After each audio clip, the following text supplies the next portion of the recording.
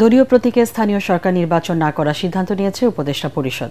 স্থানীয় সরকারের ভোট জাতীয় সংসদ নির্বাচনের আগে হবে কিনা সে বিষয়ে রাজনৈতিক দলগুলো সিদ্ধান্ত নেবে বলে জানিয়েছেন এলজিআরডি উপদেষ্টা আসিফ মাহমুদ। ক্যাবিনেট বৈঠক শেষে ফরেন সার্ভিস একাডেমিতে ব্রিফিংয়ে তিনি এসব কথা জানান। এ সময় আইন উপদেষ্টা আসিফ নজরুল বলেন, মাইলস্টোন ট্র্যাজেডিতে নিহত দুজন শিক্ষককে রাষ্ট্রীয় সম্মাননা দেয়া হবে। নিহতদের আত্মার মাগফিরাত ও আহতদের সুস্থ কামনা করে কাল দেশের সব ধর্মীয় উপাসনালয় বিশেষ প্রার্থনার সিদ্ধান্ত হয়েছে। মিজান শাহজাহানের রিপোর্ট। প্রধান উপদেষ্টা ডক্টর মোহাম্মদ ইউনূসের সভাপতিত্বে অনুষ্ঠিত হয় উপদেষ্টা পরিষদের নিয়মিত বৈঠক। বৈঠকের শুরুতেই উত্তরার মাইলস্টোন স্কুল অ্যান্ড কলেজে বিমান দুর্ঘটনায় নিহতদের স্মরণে শোক প্রস্তাব গ্রহণ করা হয়। পরে নিহতদের বিধেয়ী আত্মার সম্মানে 1 মিনিট নীরবতা পালন ও দোয়া মোনাজাত করা হয়। মাইলস্টোন ট্র্যাজেডিতে নিহতদের পরিবার ও আহতদের চিকিৎসা সেবায় সরকারের পক্ষ থেকে প্রয়োজনীয় সকল সহায়তা দেওয়ার সিদ্ধান্ত গৃহীত হয় বৈঠকে। পরে এক সংবাদ সম্মেলনে আইন উপদেষ্টা ডক্টর আসিফ নজরুল জানান, উপদেষ্টা পরিষদের সভায় ফৌজদারি আইন সংশোধনেরও সিদ্ধান্ত নেওয়া হয়েছে।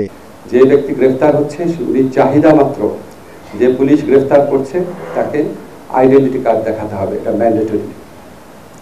এরপর হচ্ছে তাকে যখন থানায় নিয়ে আসা হবে যত দ্রুত সম্ভব গ্রেফতারকৃত ব্যক্তির পরিবার, বন্ধু বা লয়ারকে তার সাথে যোগাযোগ করে জানাতে হবে যাতে গ্রেফতার করেছি আমরা এই কারণে গ্রেফতার করেছি, এই মামলায় গ্রেফতার করেছি এবং গ্রেফতারকৃত ব্যক্তি এখানে আছেন।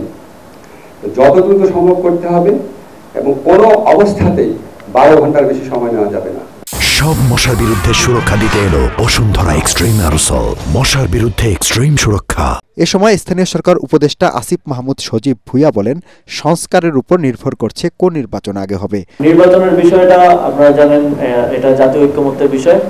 রাজনৈতিক দলগুলোর ঐক্যমত্য এবং হলে বিষয়ে স্থানীয় সরকার নির্বাচন জাতীয় নির্বাচনের আগে হতে পারে। এই বিষয়টা সম্পূর্ণই রাজনৈতিক দলগুলো সহ সরকারের একটা ঐক্যমত্যে আসার বিষয়। সরকারি চাকরিজীবীদের বেতন সমন্বয়ে পে কমিশন গঠন করেছে সরকার। সাবেক অর্থ সচিব জাকির আহমেদ খানকে প্রধান করে গঠিত কমিশন 6 মাসের মধ্যে রিপোর্ট দেবে। সম্প্রতি গোপালগঞ্জে এনসিপির রাজনৈতিক সমাবেশে হামলার ঘটনায় বিচারপতি আবু তারিকের নেতৃত্বে আরেকটি কমিশন গঠনের সিদ্ধান্ত হয় বৈঠকে। গোপালগঞ্জের এই যে ভায়োলেন্সটা হলো এখানে হতাহত এবং এটার কারণ অনুসন্ধান করা, এই পুরো জিনিসগুলো তারা 3 সপ্তাহের মধ্যে এই কাজটা এই ইনকোয়ারি এটা করবে।